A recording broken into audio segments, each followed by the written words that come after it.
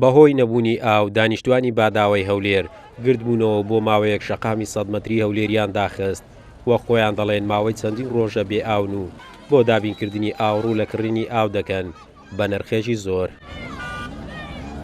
گەڕەکی باداوە گەڕەکێکی هەزار نشینە گەڕەکێکە چینی دەوڵەمەندی زۆر کەمە تایەتی بەڵام کەمە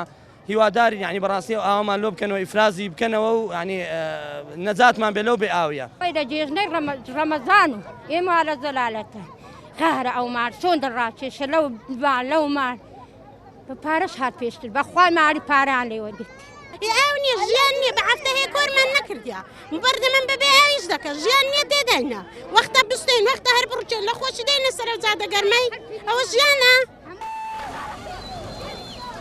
قایمقامی هەولێر بەڵێنی چارەسەری کێشەی نەبوونی ئاویان پێدەداتن و ڕادەگەێنێت لە ماوەی کەمتر لە 48 سەعات هەوڵ دەدەین بیرێکی ئاویان بۆ لێ بدەین و گرفتی کەم ئاویان بۆ چارەسەر بکەین.